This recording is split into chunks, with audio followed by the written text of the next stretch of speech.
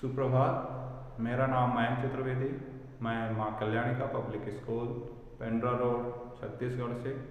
आज मैं कक्षा 6वीं विषय संस्कृत त्रयोदश पाठ जिसका शीर्षक है विमान यानम। यान का मतलब होता है वाहन और विमान यान हवाई जहाज को कहा जाता है, एरोप्लेन को कहा जाता है। तो विमान यानम पाठ का शीर्षक है विमान यानम। अब इससे बहुत अच्छी बात यह है कि ये जो पाठ है आपस में कई सारे बच्चे एक साथ मिलते हैं और वो डिस्कस करते हैं, आपस में बातचीत करते हैं कि हमें कुछ ऐसा काम करना है, कुछ ऐसा अपने जीवन में करना है जिससे हमारे किए हुए काम को हमेशा हमेशा लोग याद रखें। दूसरा, वो अपनी आँखों से अपने परिवार के दुख को, कष्ट को देखते हैं, गरीब लोगों को देखते हैं, पीड़ित लोगों को देखते हैं, तो उनके मन में भावना आती है, उनके मन में एक जिज्ञासा उत्पन्न होती है कि हम कुछ ऐसा करें, कुछ ऐसी खुशी प्राप्त करके लाएं और दुखित, पीड़ित, कृषिक लोग हैं उनके घर में ऐसा हर्षोल्लास भर दें कि उनका मन प्रफुल्लित हो उठे, वो खुश हो जाएं, अत्यंत प्रसन्न हो जाएं। ऐसा करने के लिए वो आपस में बातचीत करते हैं।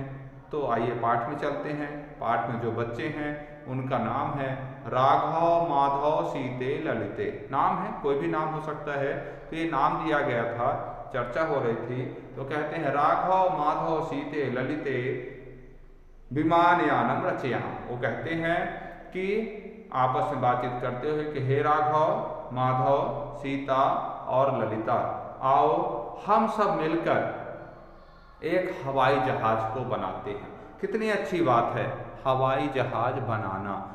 बनाना मीन्स यदि हमारे मन में कुछ ऐसे शब्द आ रहे हैं, कुछ ऐसी भावना आ रही है, कुछ ऐसे भाव आ रहे हैं कि हमें कुछ ऐसा करना है, तो यदि हमारा लक्ष्य बड़ा हो, यदि हम लक्ष्य को स्थापित करके रखें, यदि हम एक लक्ष्य बना के काम करें या लक्ष्य को उद्देश्य मानकर काम करें, तो निश्चित उसमें सफलता मिलती है। और यदि हम बिना लक्ष्य के वर्क करते हैं, बिना लक्ष्य के काम करते हैं, तो काम तो होता है लेकिन उसमें समय लगता है, हो भी नहीं पाता या हो भी जाता है और हो भी नहीं पाता। उसमें दोनों परिस्थितियां बनती हैं। लेकिन यदि लक्ष्य है, तो यदि लक्ष्य है तो हमें हर समय वो लक्ष्य याद दिलाता रहेगा कि हमें ये काम करना है, हमें ये काम करना है, हमें ये काम करना है। क्यों? क्योंकि हमने एक लक्ष्य बना के रखा है। यहाँ वही चीज है, आपस में बातचीत करते हुए कहते हैं कि आओ हम सब मिलकर एक साथ हवाई जहाज बनाते हैं। स्वाभाविक सी बात है, यदि हवाई जहाज की रचना हो जाएगी, हवाई जहाज बनकर तैयार हो जाएगा, तो घर के अंदर तो चलेगा नहीं, वो कहाँ चलेगा? आकाश में चलेगा। और जब वो आकाश में चलेगा तो निश्चित जो वहाँ की दूरी होगी, वहाँ से जो जुड़ी चीजें होंगी, वहाँ को प्राप्त करने की जिज्ञासा आएगी। तो वह पाठ उससे सब चीजें इसमें मिलेगी। तो इसमें लिखा है राघव, माधव, सीते, ललिते विमान यानम रचयाम। कहते हैं राघव, माधव, सीता, ललिता, आओ हम सब एक साथ मिलकर हवाई जहाज को बनाते हैं। नीले गगने विपुले विमले वायु विहारम करवाम। वो कहते हैं इस नीले गगन में, क्या कहते हैं? नीले गगने, विपुले मतलब विस्तृत, इस पूरे विस्तृत आकाश में हम उस हवाई जहाज को क्या करेंगे? वायु विहारम करवाम। वायु मीन्स होता हवा, विहार मतलब विचरण, हवा में विचरण करवाएंगे। मतलब सबसे पहले मिलकर बनाएंगे, फिर उसके नीले और इस फैले हुए आकाश में उसको विचरण करवाएंगे, मतलब उसे घुमाएंगे। ठीक है। फिर क्या करते हैं? जब हम ऊपर जाएंगे तो उससे शब्द आया है उन्नत वृक्षम तुंगम भवनम क्रांतावकाशम खलुयाम। उन्नत मतलब ऊंचे, ठीक है। तुंगम उन्नत वृक्षम, उन्नत मतलब ऊंचे, वृक्षम मतलब होता है वृक्ष। तुंगम भवनम, तुंगम मीन्स भी होता है ऊंचा, भवन मीन्स होता है घर। ऊंचे वृक्षों और ऊंचे भवनों को पार करते हुए, क्रांतो आकाशम का मतलब होता है पार करते हुए, मतलब ऊंचे वृक्षों को और ऊंचे भवनों को पार करते हुए हम आकाश में जाएंगे। फिर क्या लिखा है, कृत्वा हिमवंतम सोपानम चंद्रलोकम प्रविशामि। इतना ही नहीं, ऐसा करते हुए, कृत्वा मतलब करते हुए, क्या करते हुए, ऊपर जाते हुए, हिमवंतम सोपानम, जो हिम मतलब होता है बर्फ, बर्फ से बनी हुई, सोपान माने होता है सीढ़ियां, जो बर्फ से बनी हुई सीढ़ियां हैं, उन सीढ़ियों को पार करते हुए चंद्रलोकम प्रविशाम, चंद्र मतलब चंद्रमा, लोक में होता है लोक, चंद्रमा लोक को प्रवेश करेंगे। अब आप समझ सकते हैं कि यदि बच्चों की भावना, बच्चों की सोच, बच्चों की कल्पना इतनी ऊंची हो कि हमें एक हवाई जहाज की रचना करना है, फिर उस हवाई जहाज को इस आकाश में उड़ाना है, और उड़ाना भर नहीं है, उस उड़ान भर के हमें बर्फ से जो बनी हुई सीढ़ियां हैं, उन सीढ़ियों से चढ़कर, उन सीढ़ियों को पार करते हुए चंद्रमा लोक पहुंचना है।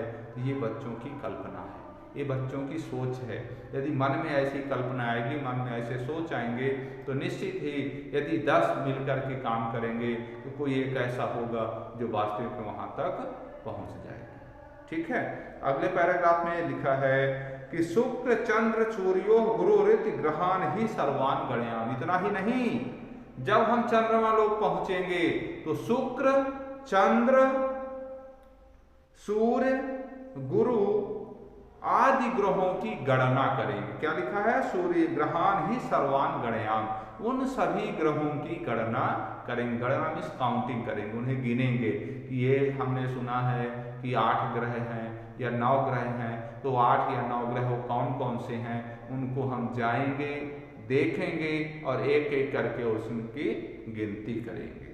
ठीक है, विविधा सुंदर तारा जित्वा मौक्तिक रचयाम। और इतना ही नहीं, जब हम वहां जाएंगे तो विविध मतलब अनेक, सुंदर मतलब सुंदर, तारा मतलब तारागण, तो वहां जाकर अनेक प्रकार के सुंदर तारों को क्या करके तोड़कर उनकी एक मोतियों की माला बनाएंगे। मौक्तिक हारम रचयाम, मौक्तिक मतलब होता है मोती, हार माने होता है माला, रचयामी बनाएंगे।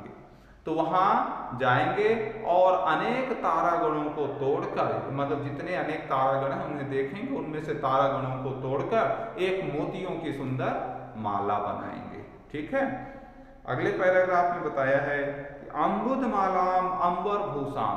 अम्बुद मालाम कि जो अम्बुद मीन्स होता है क्या आपका, अच्छा शब्द, बादलों की माला, अम्बुद माला बादलों की माला, अंबर भूषाम, अंबर भूषाम मीन्स आकाश की शोभा, जो आकाश की शोभा को बढ़ाने वाले बादलों की माला है।